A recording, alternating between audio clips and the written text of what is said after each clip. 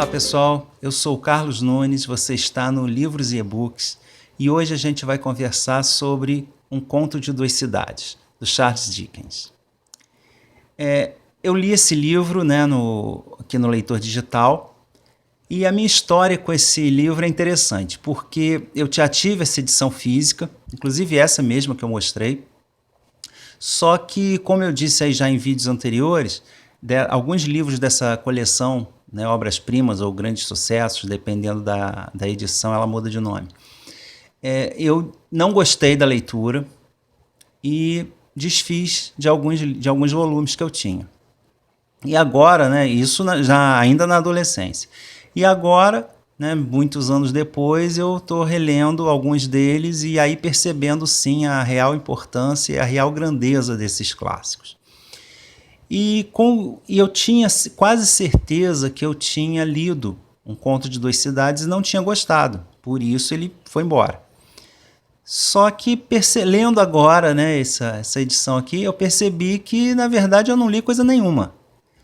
O que provavelmente aconteceu foi que esse livro ele não o andamento dele é lento, ele é até, pelo menos a primeira parte e o início da segunda parte, ele é bem confuso. Ele não te dá um parâmetro, um padrão a ser seguido. E eu acredito que com isso, então, eu não tenha gostado, não esteja entendendo a narrativa e acabei me desfazendo do livro sem dar continuidade à leitura. E esse aí foi o erro. Porque realmente ele é um livro... Não é difícil, mas é um livro cansativo, porque ele não desenvolve muito bem os personagens no início e são vários focos narrativos que depois você descobre que isso daí faz parte da estrutura do livro. E então ele é um livro que demora um pouco a emplacar, mas depois que ele emplaca, depois que você pega o ritmo da leitura, não dá vontade de largar. É sensacional e com certeza vou querer ler outras obras aí do Dickens, embora muita gente diga por aí que esse livro é bem diferente do restante da obra dele. Eu acredito até que seja, pelo pouco que eu conheço.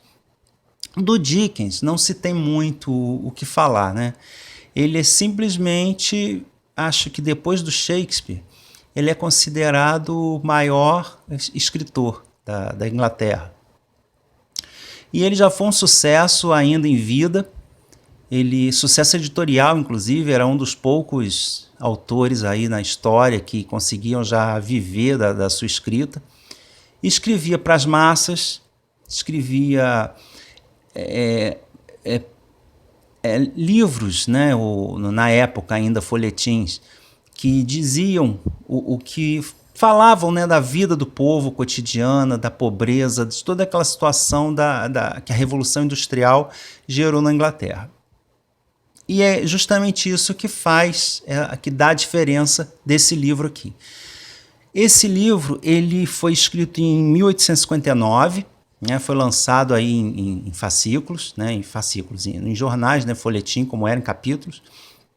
E ele é baseado no livro A Revolução Francesa, do historiador escocês Thomas Carlyle.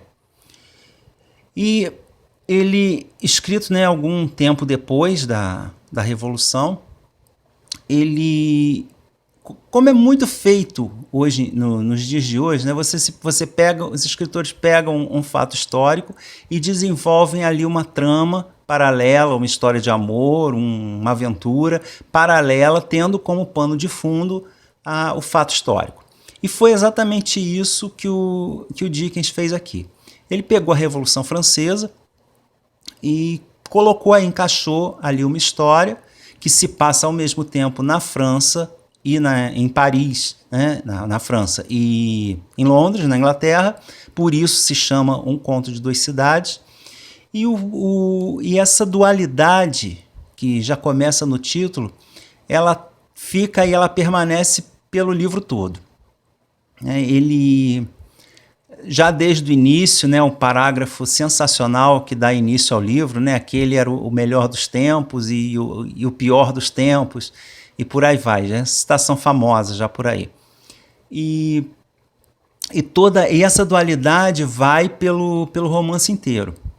E uma coisa muito interessante também que eu achei nesse livro foi a personificação de certos objetos, né? Por exemplo, ele se refere à guilhotina como uma dama sedenta de vinho tinto, né? Que era o sangue dos decapitados. E ele faz isso com muito humor. Apesar de ser, logicamente, um humor negro, né? A carroça que está levando os condenados para a carroça que está carregando a ração diária de vinho para a grande dama Madame Guillotine. Então isso daí é um humor negro, óbvio, mas esse tipo de comentário tem assim durante todo o livro e é muito interessante. A escrita é muito bacana, mas o foco principal dele mesmo é a Revolução. Apesar de ter aí uma história de amor pouco superficial, né? Mas tem. E tem desenrolar importante, aí principalmente no final da história. O final é surpreendente e inesperado. Mas o foco principal é na Revolução. E os personagens que surgem nesse livro, pelo menos parte deles, são personificações de grupos sociais. Por exemplo, o casal, né, Defarge, que são líderes aí da Revolução, simbolizam aí todo o povo oprimido da época. Nós temos também aí o Monsenhor, que é um nobre que aparece, não falo o nome dele, que aparece no início do livro, e que personifica a nobreza, e por aí vai. As cenas da Revolução em si são extremamente interessantes e bastante violentas até. Mostra bastante o frenesi que tomou conta da população de Paris e do restante do país, né, nessa época da Revolução. E a paranoia que isso daí, né, causou no país. A Revolução Francesa, hoje em dia, ela, com o distanciamento, né, ela é vista como um todo, como um fato histórico fechado. Mas na época, principalmente no decorrer dela, isso não era visto assim, né? Vamos imaginar aí como hoje. Toda essa situação aí que já vem se desenrolando há alguns anos de lava-jato, de impeachment de presidentes e por aí vai. De golpe ou não golpe, e toda essa situação que nós brasileiros estamos vivendo agora e que achamos confuso de acompanhar. Eu, pelo menos, não estou nem mais conseguindo acompanhar o desenrolar dessa história. No futuro, daqui a uns 20 anos, provavelmente isso daí vai estar nos livros de história e vai ser contado de uma forma mais compacta e mais concisa, né? Vai ser vista exatamente as causas e o desenrolar e as consequências que levaram a toda essa situação. Coisa que nós que estamos hoje dentro da situação e vivendo atualmente essa situação não temos essa visão.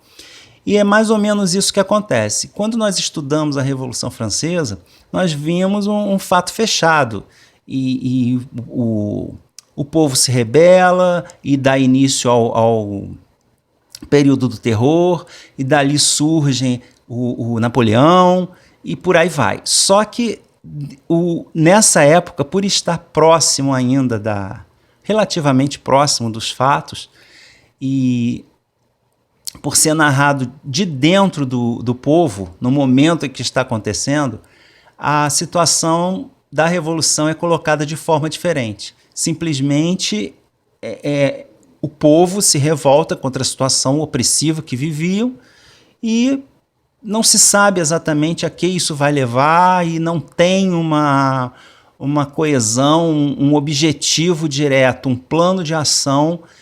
Vamos tomar o poder para fazer isso, isso e isso. Não, simplesmente em vários pontos do país, né, começando aí com a queda da Bastilha,